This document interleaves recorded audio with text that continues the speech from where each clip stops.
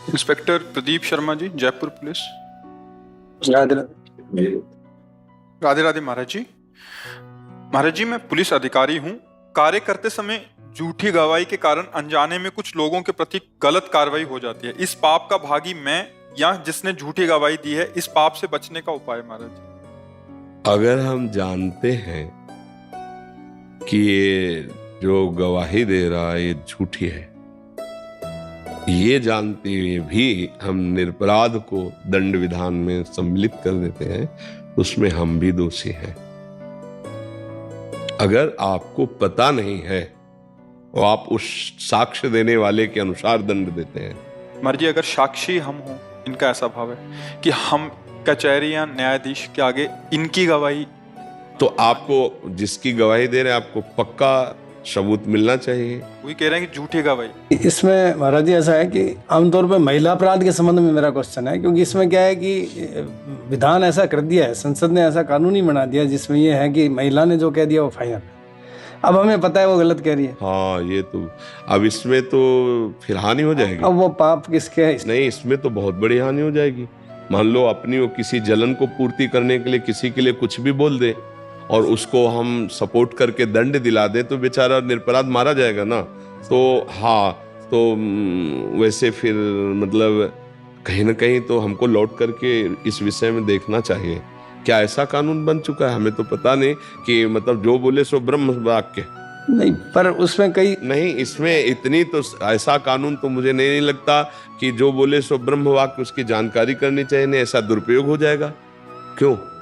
कानून ऐसा है महाराज जी, आरोप लगा दिया महिला ने, अब सिद्ध करने की जिम्मेदारी सामने वाले पक्ष की होती है। तो ये कभी कभी बड़ा कठिन होता है कि हम अपने आप को निरपराध कैसे सिद्ध करें। तो ये कठिनाई के विषय में समझौता है। पर इसमें तो अधर्म हो ही जाएगा। अधर्म तो हो ही जाएगा ना। मान लो किसी द्वेषवश, ईर्ष्यावश या प्रलोभनवश किसी कारणों से, हमें नहीं कह रहे कि अगर कहीं ऐसा किसी भी माता बहन के साथ हुआ तो दंडनीय अपराध है, उसे अवश्य दंड मिलना चाहिए।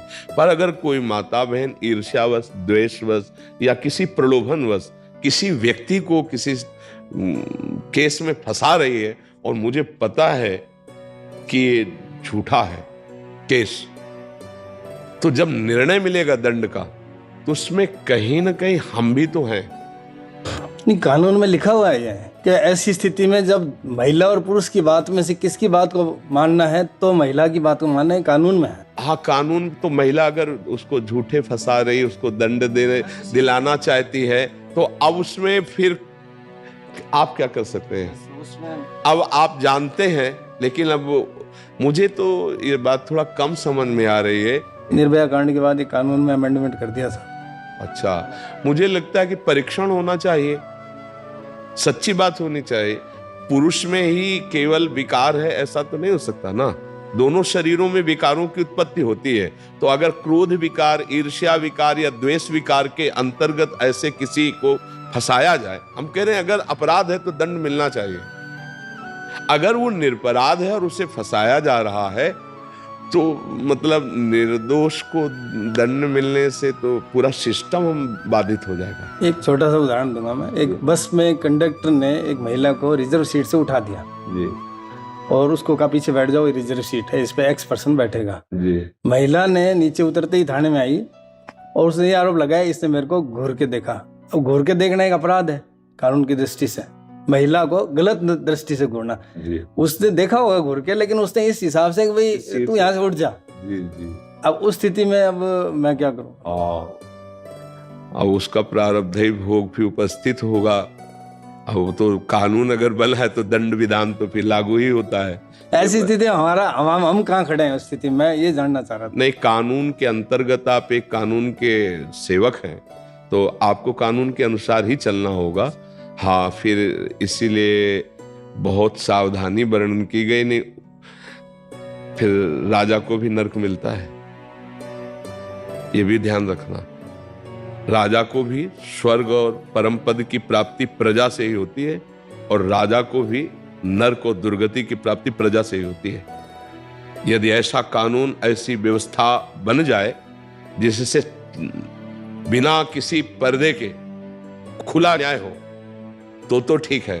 अगर कहीं पक्ष और पर्दा रख दिया गया और निर्दोष मारा गया, निर्दोष, तो ये पूरा सिस्टम पर लदेगा, जाके पूरे सिस्टम पर जाएगा, क्योंकि अब उसके कई पावे हैं। वो पूरा अधर्म जहां होगा तो देखो, आपको बता देते हैं कि भीष्म पितामह जैसा धर्मात्मा कभी युगों में पैदा होता है, लेकिन अधर्म के पक्ष में खड़े थे। युधिष्ठिर महाराज के विपरीत सामने, और पक्ष अधर्म का था, पूरा पता था। भीष्म जी को पूरा पता था कि पक्ष अधर्म का है, खुली नेत्रों से देखा था छलिया शकुनी कैसे छल कर रहा है, धृतराष्ट्र की कैसे बुद्धि भ्रष्ट होकर के आदेश कर रही, पूरा सब पता था। एक कुल वधू को कैसे प्रताड़ित किया जा रहा, पूरा सब पता था। परिणामता 6 महीना बाणों की सैया पर पड़े महाराज। द्रोणाचार्य जी गुरु, शास्त्र के ज्ञाता, धनुर्वेद के ज्ञाता, पांडित्य के महान प्रकांड विद्वान काट के फेंक दिए गए, कारण अधर्म के पक्ष में थे। धर्म और अधर्म, जरूरी नहीं कि आप अधर्म करें कोई भी, कहीं भी, कैसे भी। अधर्म तो अपना बमूल बोएंगे तो कांटे ही उसमें होगा, आम तो लगेगा नहीं। चाहे कोई बोए, कितना बढ़िया खेती बना के बोए, आम बोओगे तो फसल आएगी, ये तो आम रसीला मिलेगा। तो ये अब हमारी तो समझ में नहीं आ रहा, ऐसे तो बहुत ही गलत हो जाएगा।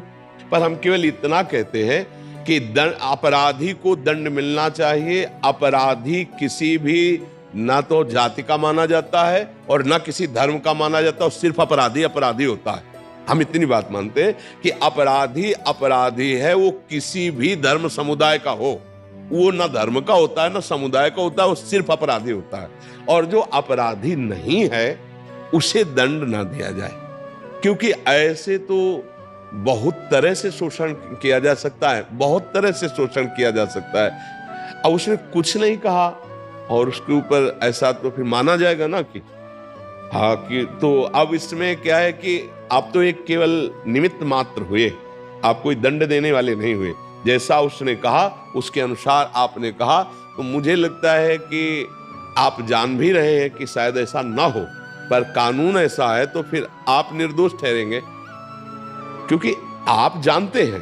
पर आप करें क्या, वो जो बड़ों ने आगे नियम बना दिया उसके अनुसार आपको भेजना पड़ेगा, आपको ऐसा करना पड़ेगा। तो अब आप क्या करें, आप जान तो रहे हैं, पर आप क्या करें, वो आगे बड़ा निर्णय ऐसा है। तो इसमें तत्काल तो आपको दंड मिला ही कि आपका हृदय जला, तत्काल तो आपको प्रायश्चित मिला ही कि आपका हृदय जला। क्या ऐसा नहीं होना चाहिए। अब आगे का हिसाब आगे वाला जानेगा, पर ये बड़ा मतलब डरावना विषय है, क्योंकि अगर कोई किसी राग द्वेषवश, किसी ईर्ष्यावश किसी को किसी के प्रति भी कैसा तो वो लागू हो जाएगा। तब तो बहुत डर के चलने की बात है भाई, कभी भी कोई किसी को कैसे भी। हमें लगता है कि कुछ ऐसी जांच होनी चाहिए जिसमें सत्य का निर्णय होना चाहिए, नहीं ऐसे कभी कोई फंसा सकता है। मान लो ऑफिस में जैसे है, अब ऑफिसर उसको डांट रहा है किसी कार्य के लिए और वो अकेले हैं, मान लो सब, अब वो तत्काल लगा दे। हो रहा है। ऐसा होता है, जैसे नव विवाह होता है आजकल की स्त्रियों के अंदर, उनको लगता है कि हम पुरुष के माता पिता के साथ नहीं रहे, अलग रहे। बीमार ससुर पे सब पे आरोप लगा देती है लज्जा भंग का, तो तुरंत FIR होके, पहले तो ये कानून था कि लॉकअप में जाते थे जी। फिर जब इसका प्रचलन बढ़ने लगा तब सरकार थोड़ा ढील हुई और इसमें पुलिसकर्मी भी कुछ नहीं कर पाते। आपको कोर्ट में जाना ही जाना है, सारे गंभीर आरोप, क्रिमिनल एक्ट सब लग जाते हैं और सालों उसमें लग जाते हैं। हाँ, भगवान ही रक्षा करे, इस पे क्या। और इसीलिए हम प्राय प्रार्थना करते थे कि हमारे जो नवीन पीढ़ी है, नए बच्चे बच्चियां हैं, थोड़ा अध्यात्म को समझें, थोड़ा सत्य को समझें, सतमार्ग को समझें। ये जो आज हवा चल गई है ना गंदी बातों की, जिसे फ्रेंड कहा जाता है, ये बुद्धि को भ्रष्ट कर देगा बहुत बुरी तरह से।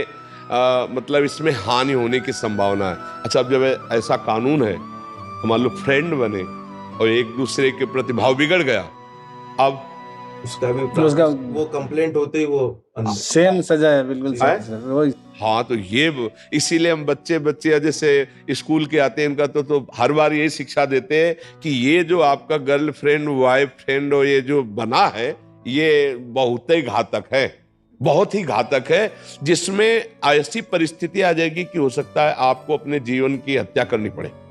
अब पापा जान जाएंगे तो क्या होगा, अमुक जान जाएगा तो क्या होगा, और जिस पक्ष से उसने मित्रता की और वो ब्लैकमेल कर रहा है, उसको बहुत तरह से सता रहा है, मान लो पुरुष पक्ष में भी है, अब वो बच्ची क्या करे, या बच्ची बहुत बुद्धिमान निकल गई, अब वो उसको, तो ये आचरण ही गंदे हैं। ये आचरणों को अगर संभाला जाए, धर्म पूर्वक चला जाए, तभी तो अध्यात्म की महिमा। अगर अध्यात्म को नहीं जानेगा तो समाज हमारा इस तरह से बहुत गर्त में गिरता चला जाएगा। नए बच्चे तो एक उमंग होती है, 13, 14, 15, 16 की ये जो अवस्था होती है ना, इसमें एक उमंग होती है, और उस उमंग में लगता है कोई मेरा साथी बने। ये सबके अंदर होती है, सबके अंदर होती है, आप देखो ना। और उस समय अगर हमारा सही गाइडेंस नहीं हुआ अध्यात्म का, तो हम भ्रष्ट मार्ग में चले जाते हैं, व्यभिचार मार्ग में चले जाते हैं। ये व्यभिचार मार्ग ही तो है ना। अब वो स्वभाव गिरता चला जाता है, अब वो निर्णय नहीं कर पाते कि किस तरह से हम चले, कैसे हम चले। तो हमें लगता है कि हम सबको अध्यात्म की, बुद्धि की पवित्रता की जरूरत है। अगर बुद्धि अपवित्र हुई तो सब गड़बड़ हो जाएगा। तो आप जहां तक हो सके तहां तक बचाने की कोशिश करें। फिर कानून के अंतर्गत आप भी हैं, हम भी हैं, सब कानून के अंतर्गत है। फिर अब उसका भी कोई प्रारब्ध नहीं होगा। अब और समझो, जैसे किसी लड़की ने बेमतलब उसे फंसा दिया और पिटा वो, और दंड में गया, पक्का दंड हो गया उसको, तो आपको सच्ची कहते हो उसने यहां नहीं तो कोई ऐसा अपराध किया है जिसका उसको दंड नहीं मिला, तो बुद्धि फेर करके वहां से उसको दंड दिलाया जा रहा है।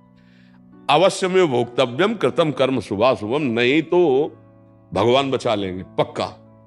आपकी बुद्धि में बैठ के, किसी की बुद्धि में बैठ के, या उसी की बुद्धि फेर कर उसको बचा लेंगे, यदि दंड विधान नहीं है। और अगर हो गया तो उसका कोई भोग है ऐसा, कोई कर्म ऐसा है जिसका दंड नहीं मिला और यहां से उसको दंड मिल गया। अगर हमारा कर्म भोगा नहीं गया और पाप जमा है, तो ऐसी जगह फंसा देगा जहां हमने पाप नहीं किया। बिल्कुल आप कसम खाएंगे कि कसम से पाप नहीं किया, लेकिन याद करो उस पाप को जो कोई नहीं जानता और तुमने किया, तो उसका दंड ऐसे घेर कर। तो हमें लगता है कि पूरी सृष्टि जो है वो ईश्वर के द्वारा संचालित है।